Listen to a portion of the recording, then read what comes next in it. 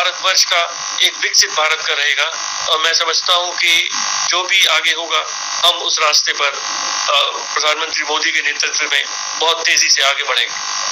हम बताना चाहेंगे कि सोशल मीडिया पोस्ट में डॉक्टर जयशंकर ने कहा कि भारत ने आतंकवाद के सभी रूपों और अभिव्यक्तियों के खिलाफ लगातार दृढ़ और अडिग रुख अपनाया है। उन्होंने कहा कि भारत का यही रुख जारी रहेगा। जैसे अभी एम्बेसडर तायल भी कह रहे थे कि बहुत जरूरी है, ये जो टेररिज्म है इससे कई इम्पैक्ट होता है। तो आपको लगता है कि टेररिज्म एक ऐसी चीज है जिसने सभी देशों को छुआ है, सभी देश, कोई भी देश उससे बचा नहीं है, और अगर एक कंबाइंड एफर्ट होता है, चाहे वो इकोनॉमिक आइसोलेशन हो या डिप्लोमेटिक आइसोलेशन हो, या अगर हम आइसोलेशन वर्ड ना भी यूज करें, प्रेशर हो, तो आपको लगता है कि शायद जो पाकिस्तान में जो टेररिज्म ब्रीड हो रही है, जो बहुत देशों को इम्पैक्ट करती है, हम आशा कर सकते हैं कि वो एलिमिनेट होगी? देखिए, आइसोलेशन के सोनू बहुत सारे मैकेनिज्म पहले ही बनाए गए हैं, और अगर आप जैसे IMF को हम देखें तो उसमें FATF है, जिसको हम फाइनेंशियल एक्शन टास्क फोर्स कहते हैं,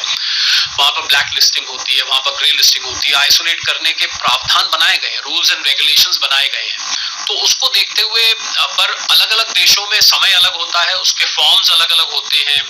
टेररिज्म के। पर अभी भारत पाकिस्तान के बीच में ये जो युद्ध विराम हुआ है, जिसकी घोषणा करी गई है, मैं ये मानता हूं कि पाकिस्तान में जो पावर सेंटर्स हैं वो अलग अलग हैं। कभी ISI सुनने को मिलता है, कभी सरकार का सुनने को मिलता है, कभी आर्मी का वर्चस्व सुनने को मिलता है। तो हम उम्मीद तो ये करते हैं कि पाकिस्तान से अगर ऐसी DGMO से फोन आया है और इस प्रकार का सीज फायर हुआ है तो इस पे वो अमल करें, और क्योंकि भारत ने ये बिल्कुल स्पष्ट तौर पर कह दिया है कि अब अगर कुछ भी ऐसा होता है, और आप देखिए कि पिछले हम 10-12 दिन का तजुर्बा देखें तो उसमें सीज फायर पहले भारत और पाकिस्तान के बीच में थी, पर उसके वायलेशंस लगातार रोज LOC के आसपास देखे जा रहे थे। तो उसको देखते हुए मुझे लगता है अब की बार पाकिस्तान को ये ध्यान रखना पड़ेगा कि अगर किसी भी प्रकार की सीज फायर का उल्लंघन होता है, युद्ध विराम जो आज अग्री हुआ है, तो उसको जैसा कि अभी स्पष्ट कर दिया गया है कि अब हम उसको एक्ट ऑफ वॉर मानेंगे। तो ये इसमें हिडन संदेश क्या है? इसमें संदेश ये है कि हमारा जीरो टॉलरेंस है, और हम कतई बर्दाश्त नहीं करेंगे किसी भी प्रकार का टेररिज्म अगर हमारे ऊपर हमें देखने को मिला, चाहे वो LOC में वायलेशन हो, चाहे वो जिस प्रकार से पहलगाम में इंसिडेंट हुआ, चाहे वो इससे छोटा हो, इससे बड़ा हो, किसी भी प्रकार से वो नहीं होगा। और मैं इसके परिप्रेक्ष्य में आप कहें तो सिर्फ 1 मिनट में मैं बताना चाहूंगा that the IMF meeting which happened last evening, and everybody was wondering that how come Pakistan was given sanction $1.3 billion, the total amount was 2.3 or 2.4 whatever amount. So everybody was expecting कि इस बार शायद पाकिस्तान को ये सहायता नहीं दी जाएगी because it was in the middle of war ये meeting हो रही थी।